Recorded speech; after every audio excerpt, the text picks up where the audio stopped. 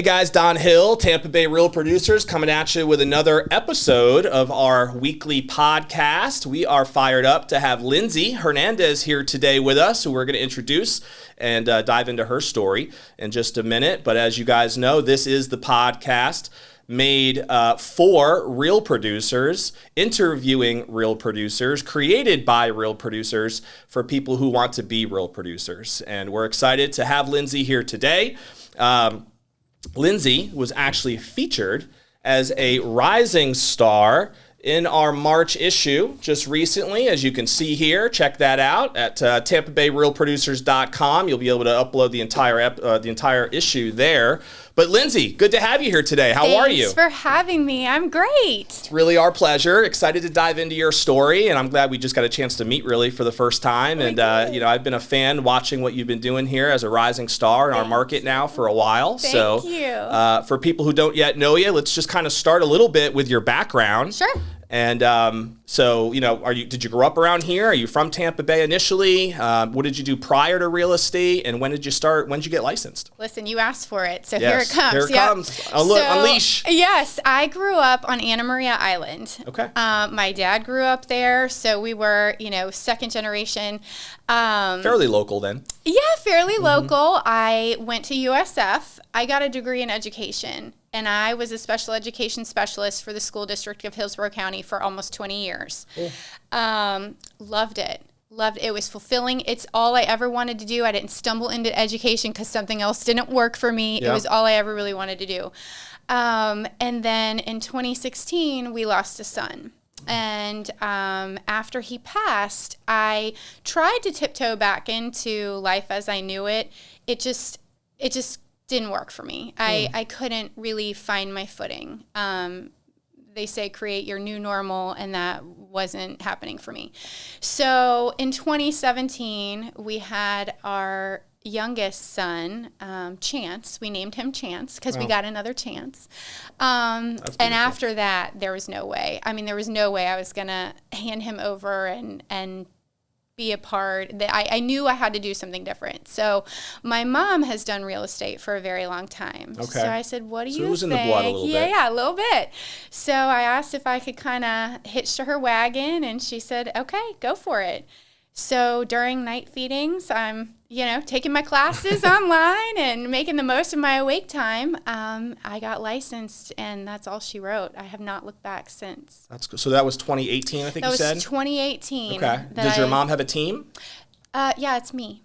You're the team. Yeah, got it. Okay. Yeah. So is she still in real estate today? She is. Awesome. She does her own thing for investments and that sort of thing. So I am truly, kind of out there on my own. Very cool. Yeah. So you got licensed in 2018, and now is that with the same brokerage you're with today? Correct. It is. Yep. And that brokerage, again, remind me, it's Property Holdings Realty Group. That's Property our family. Holdings Realty Group. Mm-hmm. Was that started by your mom? It was. Awesome. Yeah. Cool. So a true family business. Yeah. And now it's you and her that are really building that brokerage. It's just you individually as an individual agent. I don't think you're in the process of building a team yet. Is that correct? That's correct. Awesome. Although after meeting some pretty amazing agents in the area, I'm not opposed to it. Right. I just think I've been so busy to start, honestly. So maybe for the future, that'll be something we'll do. It's a powerful story.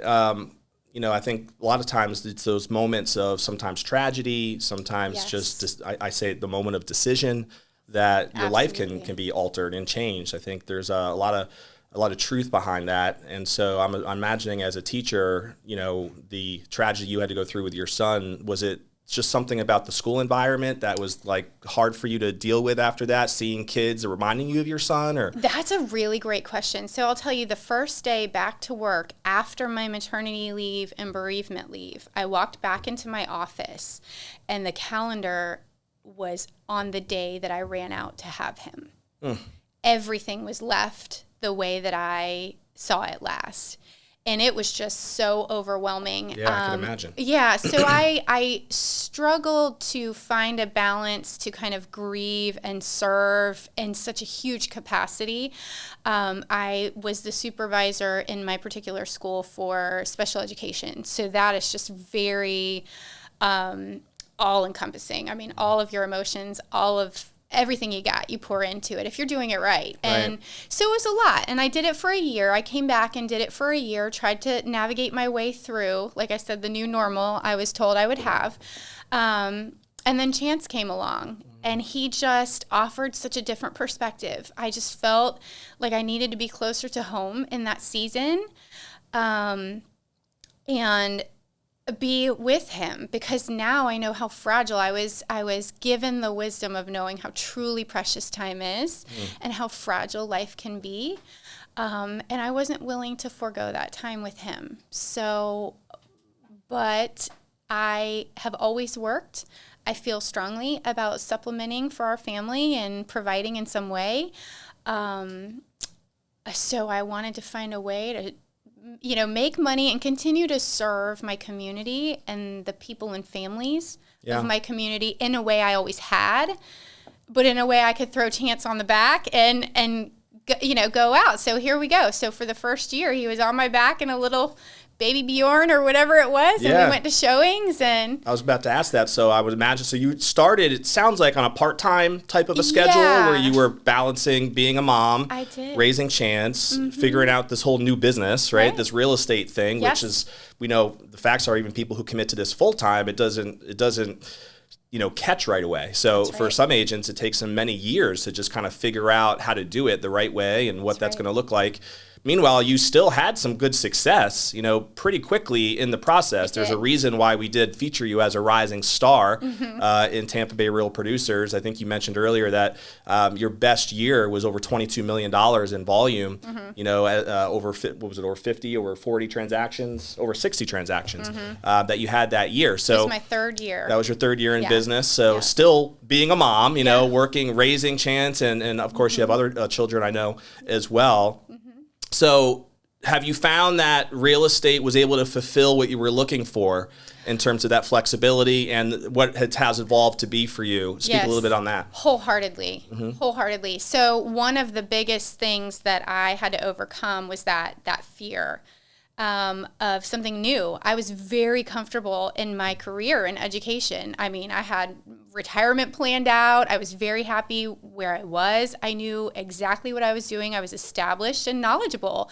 And anytime you step into something new, you're vulnerable again, right? You're the little fish again, and you have to kind of figure it out and make your way. And I just allowed, my faith to be bigger than that. And where there's a will, there's a way. And so off I went. And it's funny because I always believe in just being affirmed. And, I just find that those things come. Affirmation comes when you're open to it. So one of the first showings that I ever had was with a mother who was moving to Florida from out of state, and she arrived. Now I'm still a little nervous, and I have all my paperwork, and I want to do all the things the right way. And I could just tell she was off. I didn't know if she pulled up and the house wasn't what she expected or something.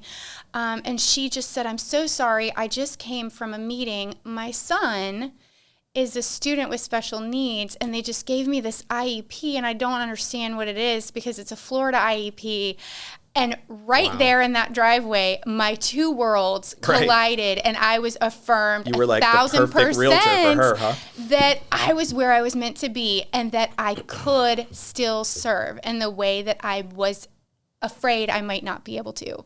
That's awesome. And it was incredible. So it was I know that you're a woman of faith, so there's obviously a direction there of God had a plan that you might not have seen, right, at first. For sure. It's cool to see how that came together, and really in that one moment it became obvious. Because I needed to see it in a way that made sense to me. Yeah. And it awesome. fell right in my lap. Yeah. That's very cool. Yeah. What would you say are, now that you've been in it for a few years and you're still learning, I'm sure, a ton in the business and growing your brand and just growing your knowledge about how to, be what you want to be in the real estate game.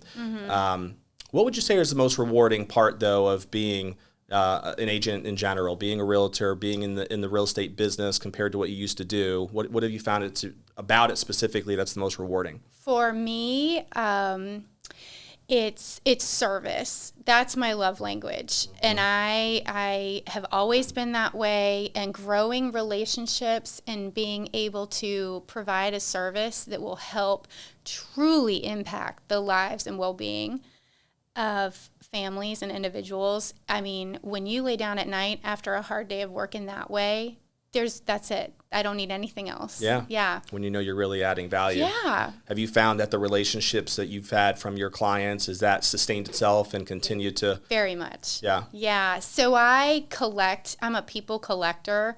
It gets weird for people who are not, huggers like I am, or, they're a little guarded at first, but I just really appreciate the relationships and the opportunity to connect with people that teach me things and grow me as a person.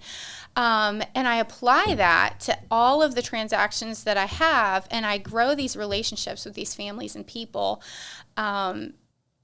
And I mean, it has changed me for the better. And of course, expanded my business exponentially, because then come referrals and all the other things. So, yeah, on the flip side of that, I think one of the things that we all tend to learn from is our failures and our challenges, and how that helps shape us, right, into whatever we are destined to be in whatever space that might be. But it's interesting because when you started, really worked with your mom, you said, and you worked together in a brokerage that is a boutique brokerage, not having that background of a Keller Williams and their training programs, or RE/MAX and what they bring to the table, and Century 21 and all these big names, right? So as a new agent learning the business, I'm sure that might have, or maybe you even had some doubts at some point, or maybe not, because you trusted your mom, and your mom was probably there for you throughout that process. But can you speak a little bit to why I guess that worked for you, rather than looking and working with some of these bigger brands right from the beginning, right? And what that brought to you that you think was a benefit for you. But also, if you can pinpoint any challenges that also brought to the table that you had to deal with and learn from, because I'm sure there's a little bit of both. And there might be some people who see this who are even newer in this business and kind of contemplating, maybe I should switch brokerages. Maybe I should go to a Keller Williams, or maybe I should stick with a boutique one, or like, what has been your experience and how that has benefited you, or, like I said, some of the challenges that arose from that? Yeah. So I hear the twofold question.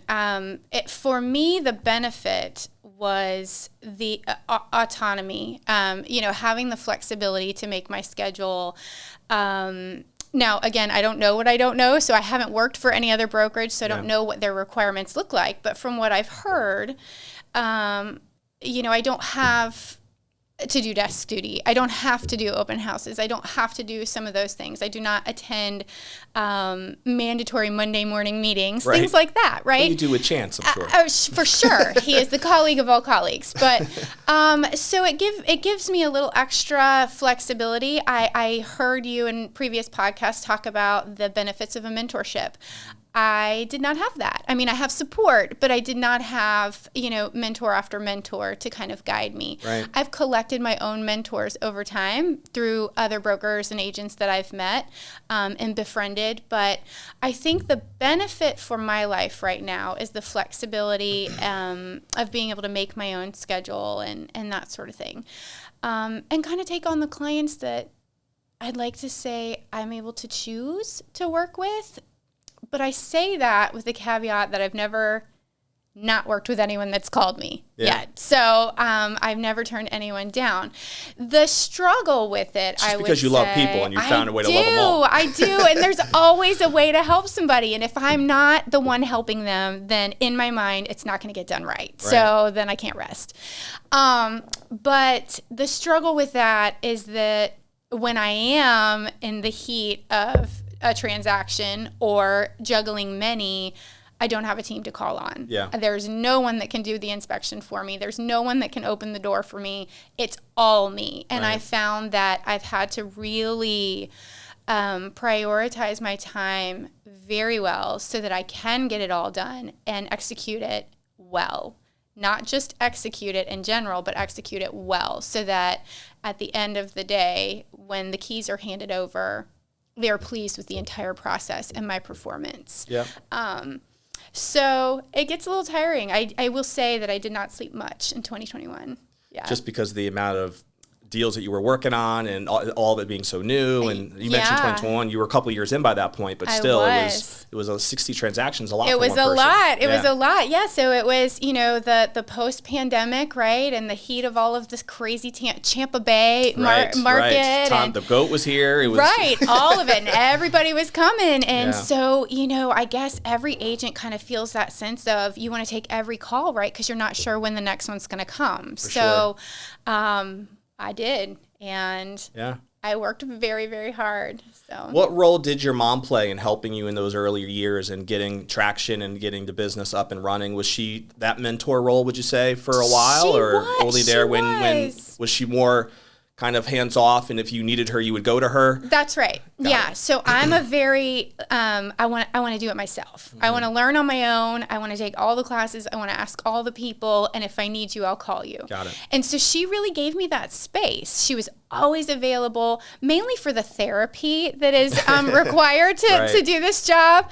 So she was my sounding board for a lot of, big feelings that come along with it, but she's kind of whatever I need her to be on any given day, and also my mom, and also grandma, and all, all it's funny, we just recorded another episode last week with Melanie Atkinson, if you might know her. She's with Smith & Associates in South Tampa, and her background was in psychology, right? Yeah. And so you just mentioned that. We were talking about the importance of being a great agent is really, in many ways, being a psychologist at the same time, because you deal with so many different personalities and different styles of buyers and sellers, and that's a big part of it, is just knowing how to really calm somebody down who's extremely emotional or eccentric, and also sometimes really just learning how to connect and adapt to the people that you're dealing with. So for you, excuse me, Lindsay, what has been, you would say, your most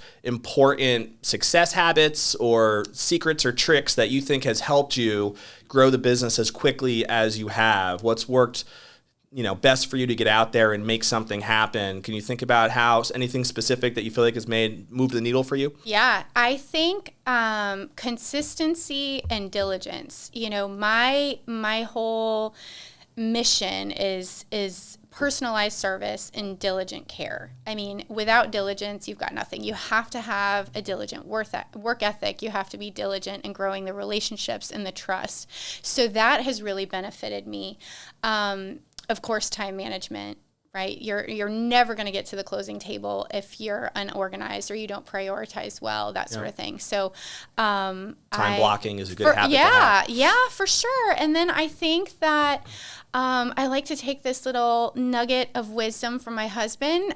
He's also in the people business, being a principal, and he likes to approach. So your family is not completely removed from education. No, still got that going on. Yeah, for sure. Yep. But we talk about it a lot. We assess situations with the idea that is it will or is it skill? Yep. And going back to what you said about big emotions and psychology and all of that, I find that, if I have a client who has big feelings and they're carrying a backpack full of emotions, we got to figure out, are we moving forward? And if we're not, is it will or skill? And if we can assess the will and get everybody's feelings worked out, then we can apply the skill. But I love that. Yeah, I think that's the approach that I take throughout. And again, working well with others. I know, like, that is basic preschool sandbox 101, but play well with others. I have heard from so many other agents that say, gosh, you really make this like a team thing. Well, we're not closing the deal without one another. So of course I'll go to your inspection, or of course I'll meet your buyer. Whatever we need to do to help the group as a whole, I'll do. And I found that, I haven't yet had a transaction with another agent where I didn't hear from the broker and get offered a job. So I do have a couple standing open options. That's impressive. So it does, again, going back to affirmations, it does make me feel like I am doing this well. I am doing it right. And absolutely.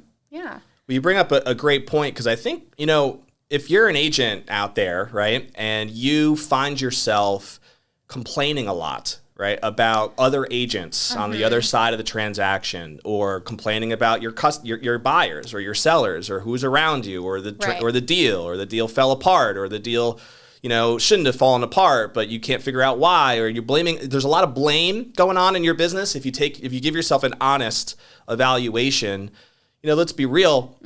There's a reason why, there's well over 20,000 people in the Tampa Bay market who are licensed. Only 15,000 last year anyway, at least did one deal, right? So, in my eyes, if you didn't even do one deal, you're probably not an active agent, right? It doesn't really mean you're extremely active if you only had one deal either. But the point is like, if there is some of these types of emotional things that you feel in this business, I think you have to ask yourself the question, is this even the right business, right, for you, number one? Because it's really impossible to succeed in real estate if you're not, embracing what you just said, that emotional approach to realizing that it's your job. It's what you're getting paid to do, is to get people to the closing table and realize that there's going to be emotional challenges along the way, because for most people, this is the biggest investment that they're going to make in their entire life, right? And when people sell a home that they've lived in for many years, there's a lot of memories and emotion that are tied into that side of the transaction. And then, of course, on the buyer side, it's very similar in terms of the size of that purchase for a buyer. So I think you have to go into it with your eyes wide open, which it sounds like you do. But I do, thankfully, I get to spend a lot of time with real producers, and I know they think like you just think, and like you just said, and they are very aligned with that. But I also know there's a lot of agents out there who don't think that way, right? Correct. Who think differently. And, some of you, I hope, if that's where you find yourself, can learn something from what Lindsay just said. And hopefully we can work, and maybe one day interview you on our podcast, because you made some adjustments and changes. But if not, maybe it's time to find something else that works better, because you're not going to succeed if you can't embrace that. No, completely. I'm a raging empath, and I find that and that's an interesting way to put it. Listen, I am, and I tell you, I pour out, and my well gets dry sometimes. But I come to every client, whether we know each other or not, whether we have history or not, or it's an initial consultation, and I personally attach myself to whatever their story happens to be.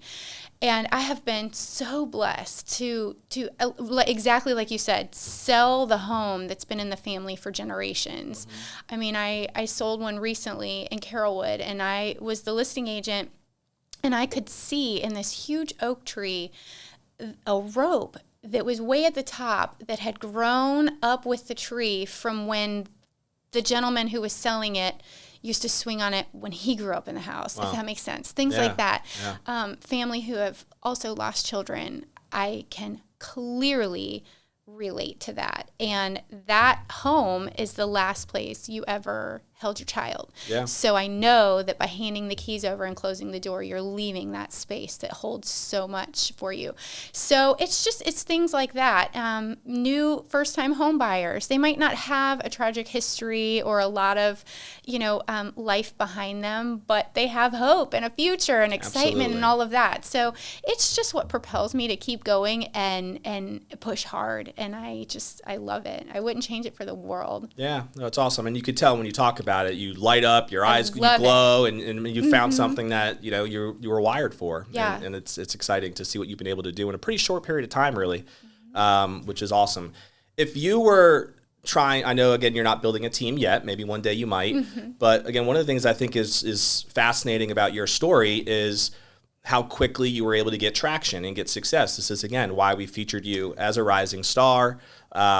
We do that every month for that reason, because our goal is to try to help agents that are newer at times, emulate the habits of people that have done things well in a short period of time.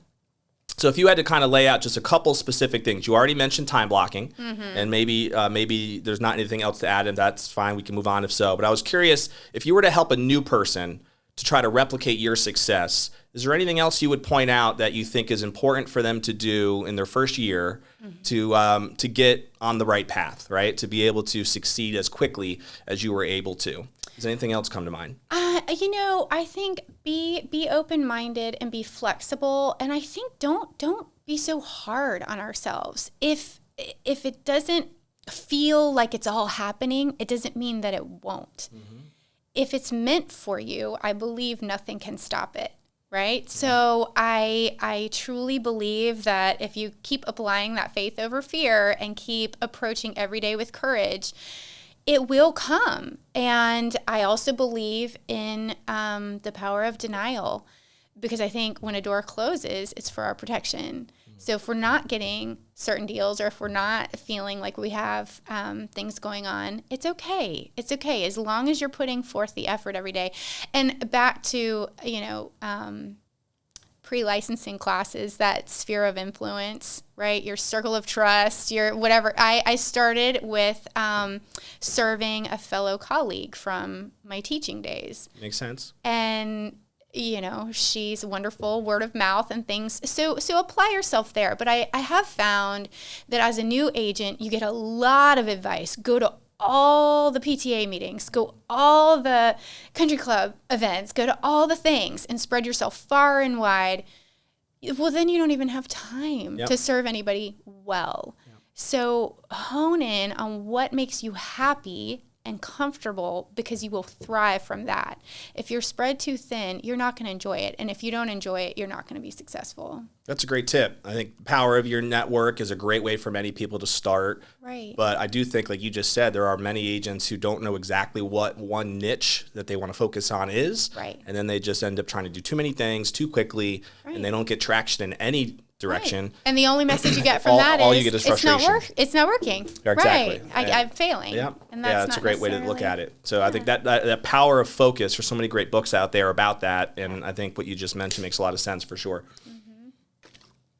Let's talk a little bit more about you for people who don't really know you at all, just to kind of flush out more about who Lindsay Hernandez actually is. Okay. So you're married. We mentioned you're married. You've been married how long? 13 years this October. 13 years. Yes. Congratulations. That's exciting. Thank and you you guys have how many children together? So we have 3 boys together, Okay. 2 living, but I always like to include Christian. Of course. Because he's up in heaven. So Yeah. we still have him. But we have Bowen, who is 10.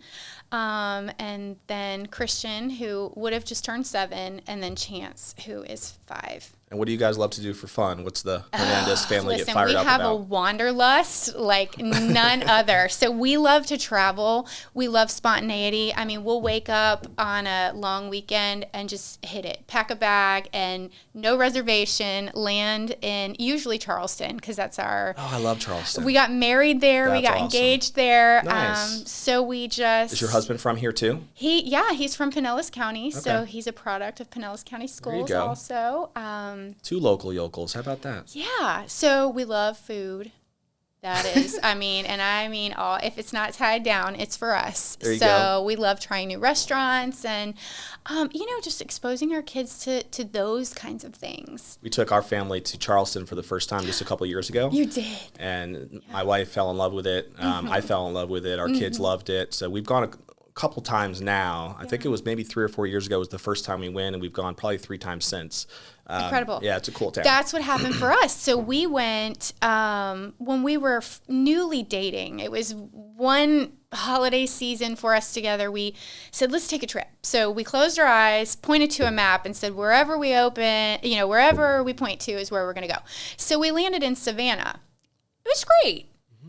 And then we had a couple extra days, and we're like, well, what's close? So, dear Google, what's close to Savannah? So we ended up in Charleston, and that was it. We went back every 6 months since. Yep. We found out about, Bowen there. I went to get down on some shrimp and grits and couldn't. And I'm like, what is wrong? So I learned that I was going to be a mother there, got engaged there, got married there. That's exciting. I marched myself into Have you done the Fort Sumter thing? Oh, for sure. Listen, we've done it all, but we now That's go a cool experience grow. too. Yeah, it's awesome. I did meet a local broker there, and I told her. By the way, there is a Charleston Real Producers. Oh, no way. Yeah. Is there? Yeah, I know the guy who runs it very well. He's a great dude. You will have to connect me, because I said to my husband, when you retire, we're moving there, and she's going to hire me, and that's how it's going to be. And I'm going to sell these amazing Charleston homes. Yeah, I've thought about buying some property up there myself. I think it's a great spot just to have another property in. I would be happy to sell it to you. Yeah, I'm sure you would. Absolutely. We could definitely talk about that one day when the timing is right. But yeah, my friend's name is Ryan Jones. He does what I do up there and does a great job. They have a great event culture, and it's a cool market. It's amazing. Absolutely. Very fun. So we always ask some like rapid fire questions of personal favorites, right? You already mentioned your love of food. For sure. So what is your favorite food? Shrimp and grits. Shrimp and grits. Yeah. So that's the Southern gal in you, huh? How about that? Yeah. Very cool. Favorite movie? Oh, gosh. Maybe, I don't know. Nothing comes to mind. I mean, a lot. How cliche if I say The Notebook, really? Because maybe it is. Well, I mean, just be honest. That's all. I mean, it's okay. No one's going to judge you here. This is a judge-free zone. I'm like a hopeless romantic, and it's amazing. That makes sense. And it was filmed in Charleston, so there's another. Yep, there we go. Yeah, I'm sure your husband loves it as well. He does. He'll die if I tell you he cries every time, but he will. Do you have a favorite book or maybe author or seminar, anything that you feel like has really made an impact on your mindset as a business owner? Yeah. Which I have a follow-up question to the business owner point, but what comes to mind there? So I have been listening to a lot of podcasts lately, yours included, so thank you for being a motivation. But yeah, I think... there's just so many. I listen to Hoda Kotb a lot. I listen to, of course, professional podcasts, but you can only absorb so much before you just want to, you're drowning yourself in shop talk. But anything that's really motivational right now. I do follow a lot of faith-based podcasts because I feel like that's where I really refill my cup sometimes. You know, in the service industry and the people, just working with people in general, you pour out and pour out and pour out. So absolutely. That's the season I'm in right now is... Yeah, I think that servant leader mentality is something you kind of have to be able to give your best, right? Yeah. I was curious too, because have you ever owned a business before prior to this? No, I have not. We do have a foundation, though, that we established in memory of our son. And so that outside of education, that's the only thing that I've really, truly started from scratch on my own. Got it. So what's the name of the foundation? Christian Michael Hernandez Foundation is his name. Now, was it, I don't know how much you want to get into it, but no, was it a disease that he passed away from? Was it an accident? Yeah, no, he was born with some medical anomalies that were not visible in ultrasound. Okay. So he gave us a run for our money from the beginning. He was just all over the place with the be cautiously optimistic, and then yay, everything's great, and then no, it's not. So there was it was a roller coaster ride, but not for anything that we thought would be fatal. Yeah. It was all things that we were potentially planning for. You know, I have a history of preterm labor. Bowen came at 34 weeks, so we were trying to get past that hump, and man, we made it. I hit 34 weeks, and I thought we were home free. I hadn't had any more negative visits from the doctor, and I thought that was it. He was going to be great. When we didn't know he was a he. We never find out. Okay. It's always jelly bean until they're born. Huh? Yeah, until they're born. So we hit 34 weeks, and I told my husband, I said, meet me at the hospital. This is it. I know now. Because the first time Bowen came, and I had not delivered ever, so I didn't know. Right. And they're like, you should go now. And I'm like, no, I'm going to go home and shave. Sorry if that's inappropriate, and I did that. But the second time, I now realize you want to listen to what they say, and you want to go straight there. So we did, and everything was fun, right? We're getting ready to have this baby we worked so hard to have. We prayed for him so hard, and it was a celebration until they said, we're going to go ahead and do a C-section. Heart rate's a little wonky, and let's go ahead and have a C-section. Great. I get to meet my kid. Yeah. And it went south pretty quickly after that. He was delivered, and the NICU team was there simply because of the gestational age. Like, he was only 34 weeks also. Yeah. And I mean, the air in the room, you could tell. Wow. And no one was saying anything, and he hadn't made a sound. And so, I'm strapped to this table and I'm watching Mike watch them work on him, and still no one's saying anything. And then this nurse comes over and she says, "Do you want him baptized?" And I had been so medicated. I was like, what does that mean? Of course, we're going to do that. We have a plan for that. Yeah. I don't understand. Right. And so it clicked for Mike first that he was not going to live. So ultimately what happened is his trachea did not connect to his lungs. And that was something they did not see in ultrasound. So it was a complete and total shock for all of us. And when our sweet friend, Dr. Ferry, she was the NICU doctor at the time. We love her. She's our hero. She did everything right. Yeah. She was trying to intubate him, and it just stopped. It was kind of scarred off at the bottom. It just didn't connect. Wow. So he just wasn't able to get air. And so they brought him over and put him on my chest, and just, he went from my arms to Jesus' arms. And you're going to make me cry over here, that's the Lindsay. only life he knew. It was perfect. But I'll tell you, I knew in that moment, and I know that this is not about real estate, but I knew in that moment I had one opportunity. Real estate is life, so this is about life. You are correct. I had one opportunity to take advantage of that environment, and I told everybody in that room that, my God does not make mistakes. And I will continue to believe, even in my darkest hour. And I'm telling you, the anesthesiologist who came to his funeral said that she was now a believer because of what.